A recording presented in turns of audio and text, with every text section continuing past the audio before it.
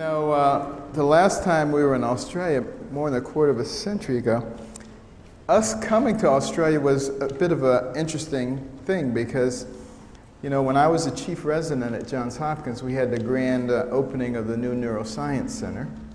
And everybody who was anybody from around the world was there because Hopkins is sort of like the birthplace of neurosurgery. And one of the big wigs from Perth, Boris Stokes, was there. And he sort of took a liking to me, and he said, you should come to Australia when you finish your residency to be our senior registrar at a major teaching hospital. And I said, Australia? You gotta be kidding me. That's not what I said, but that's what I was thinking. I mean, where the heck is Australia? You drill a hole from Baltimore, you come out in Australia. And plus I'd heard all this stuff about Australia. But it seems like every time I turned around, there was someone saying, "Good eye, mate, how you going?" I kept running into Australians everywhere, and they seemed like nice people. And every time we would turn the TV on, there was a special on about Australia. And I said to my wife, I think the Lord wants us to go to Australia. And so, we sold all our earthly belongings, and off we went to Australia. And all of our friends were saying, "You're making a big mistake. You'll be back in 3 weeks." But little did they know, we didn't have any more money, so we couldn't come back. But I got to tell you, the biggest problem we had in Australia, keeping up with all the dinner invitations. It was wonderful. It's wonderful when you're a Seventh-day Adventist also, because the people at the hospital, they just couldn't understand how we knew so many people. They said, "Did you live here before?" Every time they would say, "Can you go out?" We'd say, "Well, we're going out with some people we know." "How do you know all these people?" And my wife was pregnant. She was 6 months pregnant when we got here. We had prams and we had all kinds of things for the baby. And they say, "How did you guys do all this?" They just don't know. When you're in the family of God, all you got to do is pick up the phone and call. And it makes a big difference. But probably the second biggest problem is every time I sat down and started writing in a chart, someone would come up and say, "Do you mind if I feel your hair?" I say, "You can feel it, but it's going to cost you $10. But I figured I'd get my airfare back home. But it was fun because the ladies who were, taking the dictations, because I always had to dictate the operative notes, and they say, Dr. Carson, we can't understand your accent." And I would say, "Excuse me?" I said, "I'm an American. You guys have the accent." But we had a wonderful time. And, I understood why the Lord sent me here. Because, there were only 4 neurosurgical consultants in all of Western Australia. And once they discovered that I knew how to operate, they did a lot of things at the private hospitals and left me there at the major teaching hospital.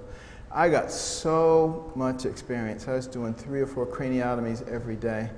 And when I went back to America and joined the faculty at Hopkins, and the position opened up for chief of pediatric neurosurgery, normally they'd go out and get somebody with a lot of gray hair and a big name and a lot of experience. But they said, Carson knows how to do everything. He's had all this experience. Boom, there it was. So, and it's the way that God works.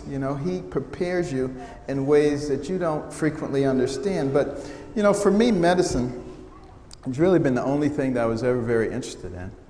I used to love listening to the mission stories in church and Sabbath school. They frequently featured missionary doctors who to me seemed like the most noble people on the face of the earth, traveling all over at great personal sacrifice to bring not only physical but mental and spiritual healing to people. And I said, there's nothing more noble that a person could do. So that was my goal from the time I was 8 years old, to be a missionary doctor, until I was 13.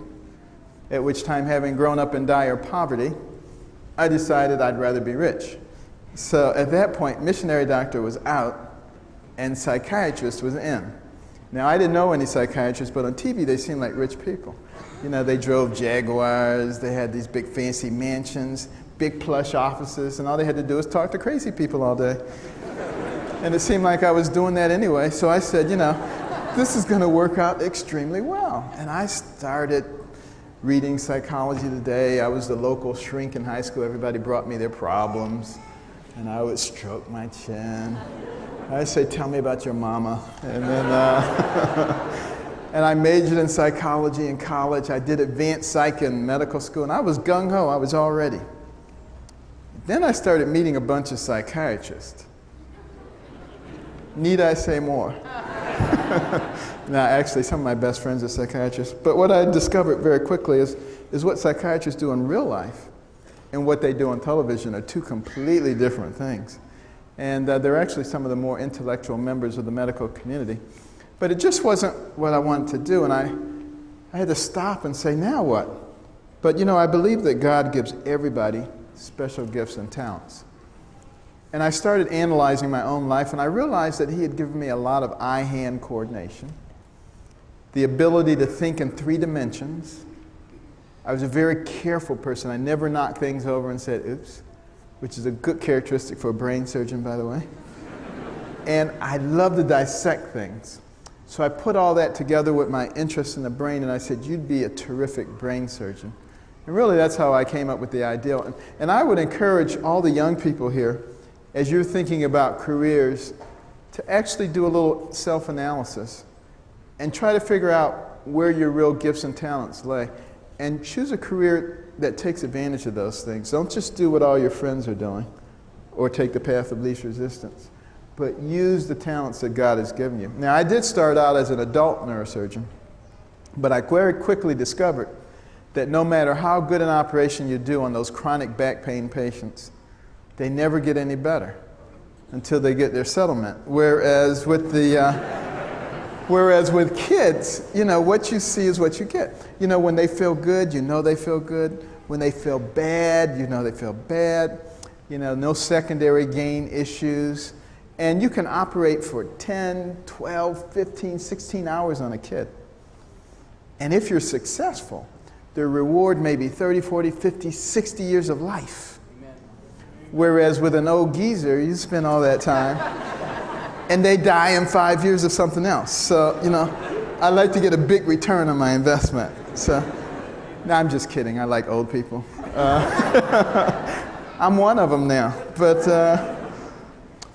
a lot of my dreams of becoming a physician obviously had some interruptions along the way. When my parents got divorced, that was devastating. And I know some of you have been through that. We don't talk a lot about that in politically correct society anymore, about people being careful about who they get married to. And, it's more the Hollywood kind of notion now that you marry someone to have and to hold until you become irritated with them, instead of until death do us part. But the fact of the matter is, when you stop and think about it, you take 2 people from different environments and you put them together. It's sort of like taking 2 pieces of sandpaper and rubbing them together. There's going to be a lot of friction in the beginning, but you know what? If you keep rubbing them together, what happens? It becomes smooth. And people just have to hang in there until it becomes smooth. And really have that commitment, but also, make sure that you study that thing in the beginning. And don't just hop into something superficially, because it makes a big difference in the long run.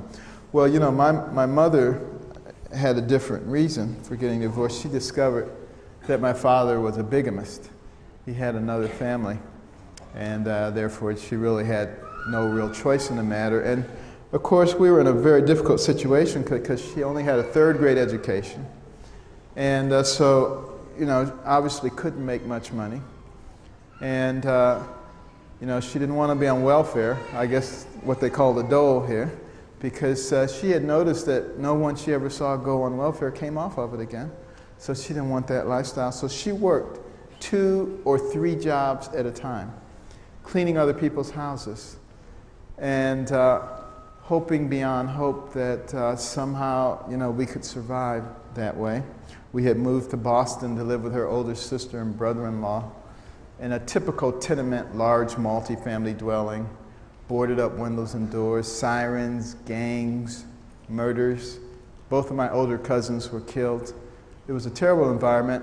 I never expected to live to be beyond 25 years of age. I remember seeing people lying on the ground with bullet holes and stab wounds, waiting to die. rats, roaches, the whole 9 yards.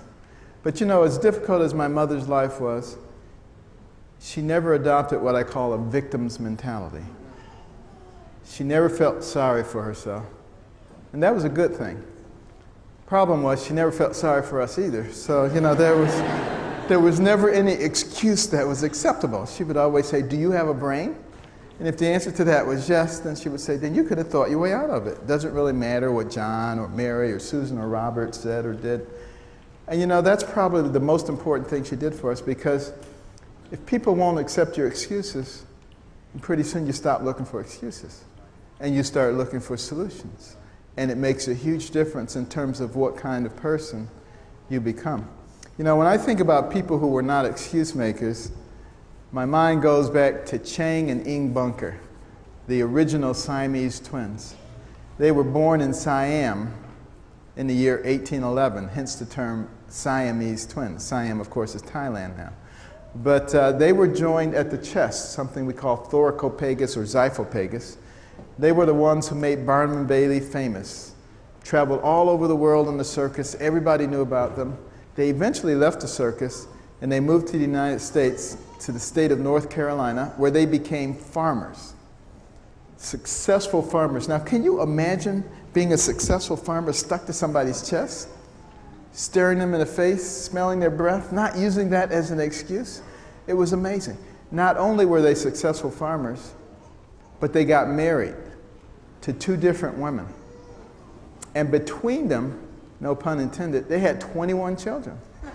So you can see they were fairly creative fellows also.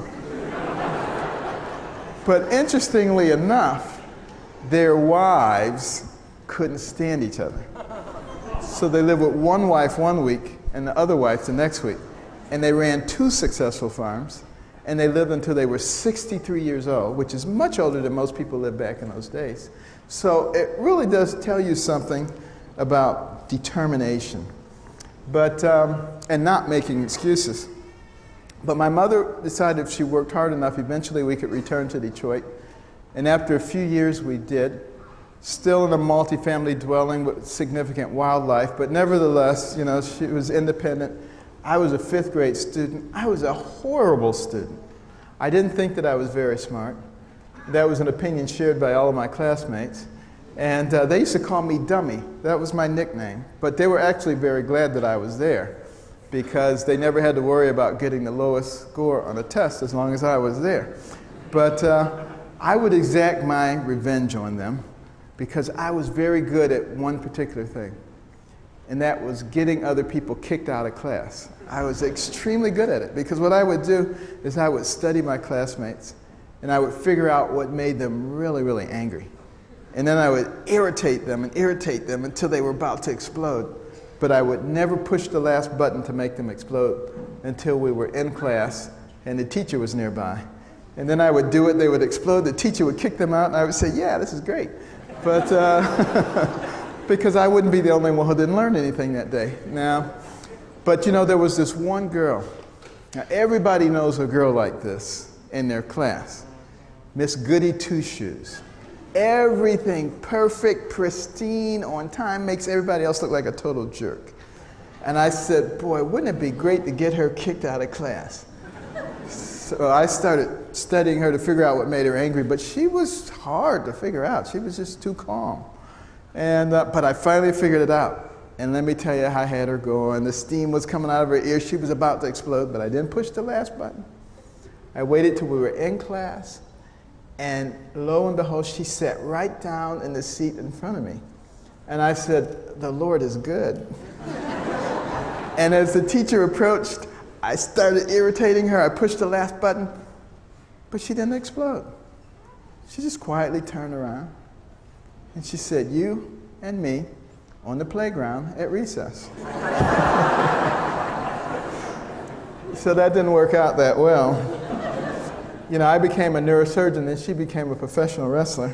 But, but I did stop bothering people so much after that. But you know, interestingly enough, my mother was always telling me, "Benjamin, you're much too smart to be bringing home grades like this.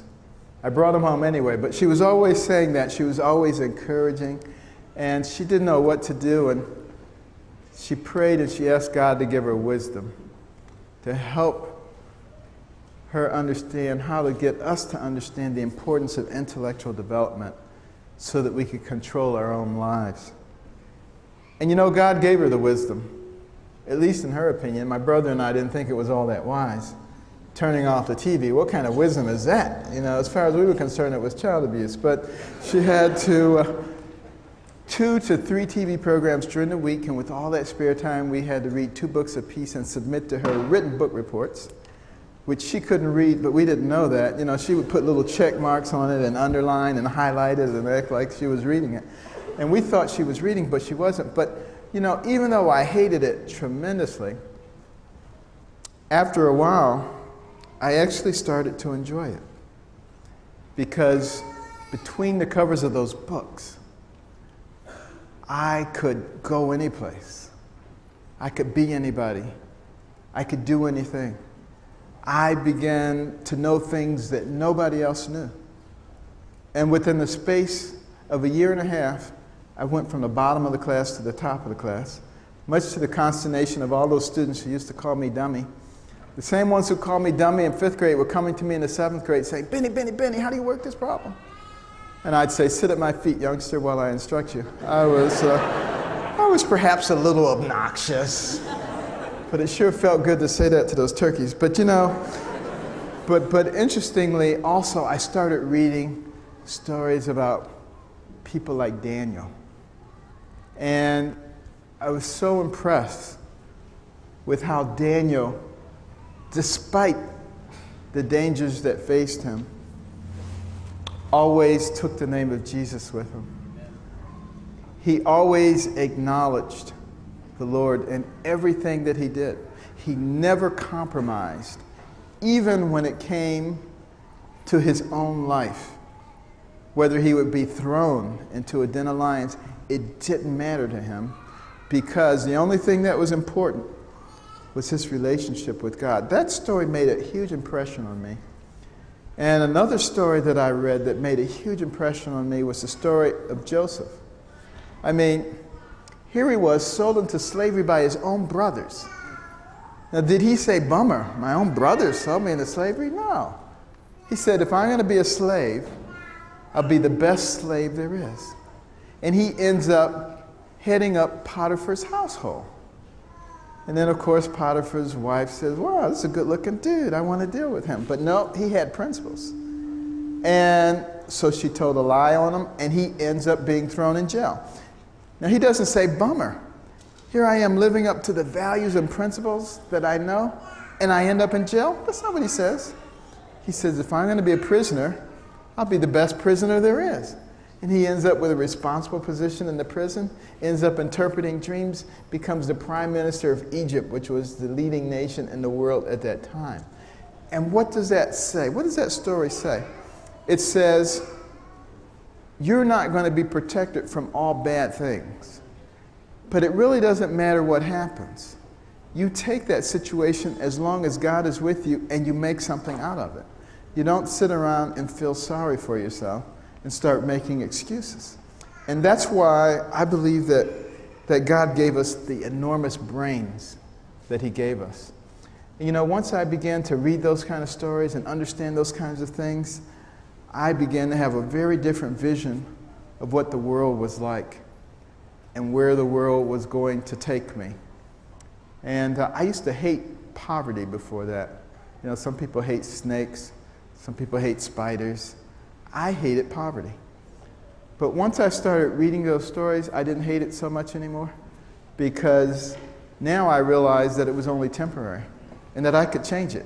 You know, if you can change something, then it's not quite so bad. If I ask you to stick your foot in a bucket of ice water, you probably don't want to do that. But if you know you can take it right back out, it's not so bad as if you have to leave it in there. And so that was the impression I had. But I still had another problem. I had a terrible temper. I was one of those people who thought they had a lot of rights. And you know, the more rights you think you have, the more likely someone is to infringe upon your rights. So people were always infringing on my rights. I remember once a fellow hit me with a pebble.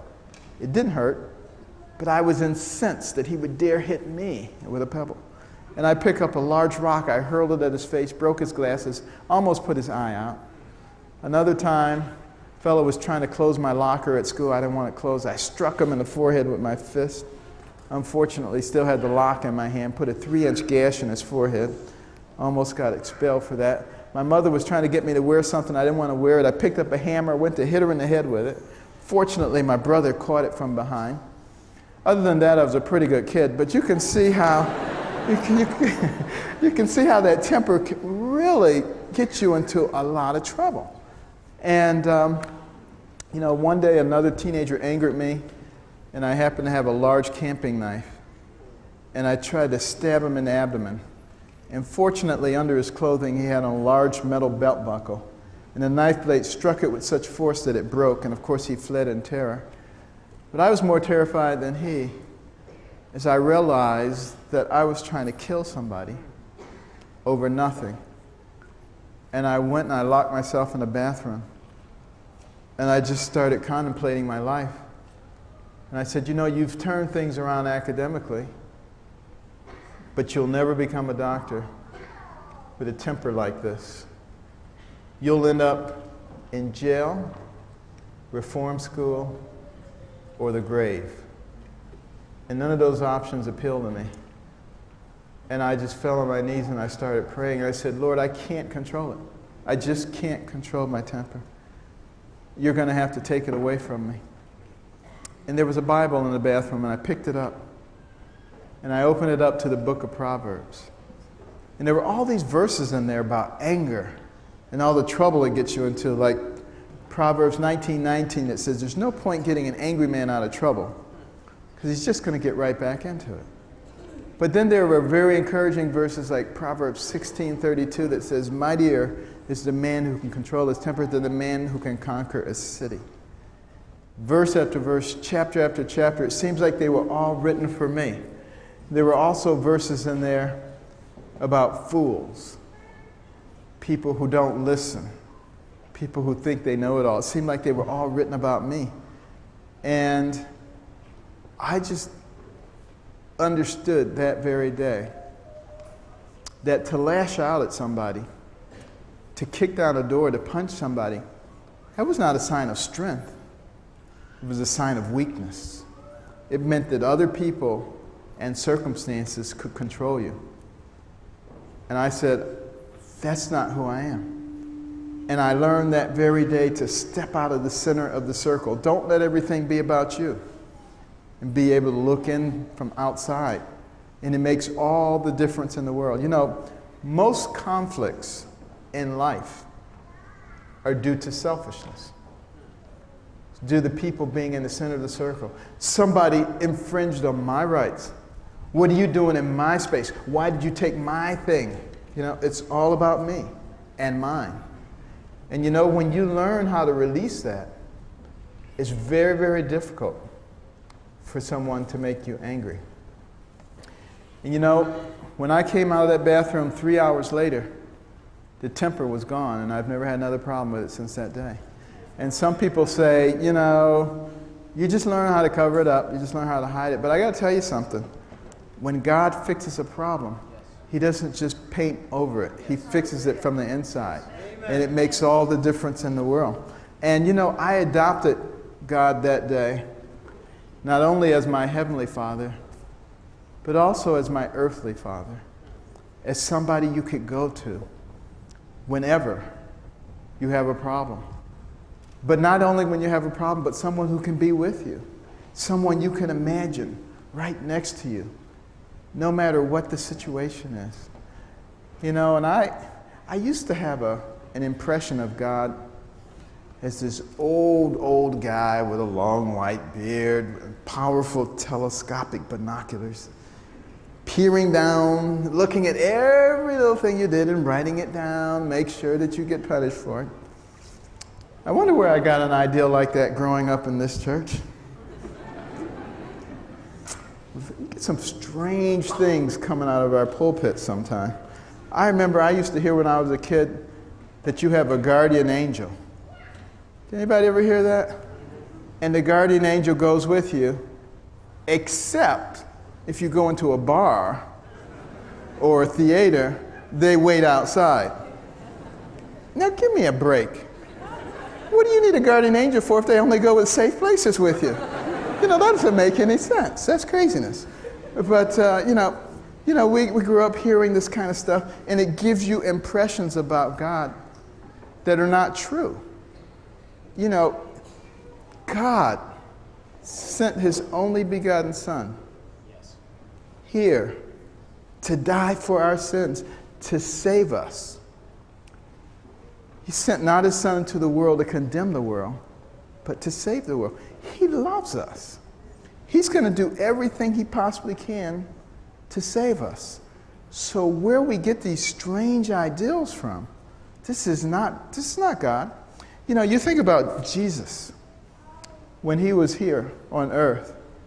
And you know, I just love to read. I never get tired of reading about him. But, you know, he's roaming through the countryside. Thousands and thousands of people just roaming after him wherever he goes. Now, do you think they would be roaming after him if he was saying stuff like, "You're an evil person. Why did you do that? I know what you did." You know, no, that's not what he was telling them. He was telling them, obviously, something very different. He was alleviating their burdens and their guilt. And he was showing them a new way, a new life. And you know, that's what we need to be doing. We need to show people the joy of an existence with our Lord and Savior. We need to let it be shining through the examples of our lives. People should want to be around us. They shouldn't run the other way when they see us coming, because God really is a nice person. You know, I think about people who acknowledge God in their lives, and I could give lots of examples. But I think about George Washington, the first president of the United States. Now think about this guy. You know, the first general. He's leading an army that consists of a bunch of ragtag militiamen who don't even have boots, fighting the most powerful nation in the world. No discipline in his army, no nothing. But he has tremendous faith in God. If you go back and you look at the writings and many of the speeches of George Washington, you could see that he believed that God would bring the nation through. And, you know, there are multiple examples like that, particularly the founding fathers of the United States, all of whom were very, very religious people, had enormous faith. Somehow, you know, that's waning at this stage, and you can see a lot of bad things happening that are going on, because when you try to kick God out of your life, you lose a lot of blessings. There's no question about that. And we should remember that for our own lives. And we should recognize that he loved us so much that he created us in his image. Now, can you imagine what a privilege it is to be created in the image of God? He gave us a brain that in some way is similar to the very brain that he has. Do you realize that your brain has billions and billions of neurons, hundreds of billions of interconnections? That your brain remembers everything you've ever seen, everything you've ever heard. Your brain can process more than 2 million bits of information per second. Now, how many people here remember your birthday? Let me just see your hand. All right, that's pretty good. That's pretty good. Now, what did your brain have to do for you to respond to that question? Just to give you an example of how complex your brain is. Well, first of all, the sound waves had to leave my lips, travel through the air, enter your external auditory meatus, travel down to your tympanic membrane, set up a vibratory force, which travel across the ossicles of the middle ear to the oval and round window, setting a vibratory force in the inner lymph, which mechanically distorted the microcilia, converting mechanical energy to electrical energy, which traveled across the cochlear nerve to the cochlear nucleus at the pontomedullary junction, from there to the superior olivary nucleus, descending bilaterally up the brainstem to the lateral meniscus, to the inferior colliculus and the medial geniculate nuclei, across the thalamic radiation to the posterior temporal lobes, begin the auditory processing, from there to the frontal lobes, coming down the tract of Victor-Jure, retrieving the memory from the medial hippocampal structures and the mammary bodies back to the frontal lobes to start the motor response at the Bett cell level, going down the corticospinal tract, across the internal capsule, into the cerebral peduncle, descending down to the cervical medullary decussation, into the spinal gray matter, synapsing there, going out to a neuromuscular junction, stimulating the nerve and the muscle, so you can raise your hand. And that's the simplified version. Now see if you can get one of those rap singers to do that. But you know, if your brain can do all that and you barely even have to think about it, can you imagine what your brain is capable of when you actually put your mind to something? And if we are followers of Christ and we are made in his image, we dishonor him when we go around talking about what we can't do. And we need to be having a much more positive attitude and thinking about, you know, Philippians 4:13 that says I can do all. Not some, not many, but all things through Christ which strengthens me. It makes you into a very different kind of person.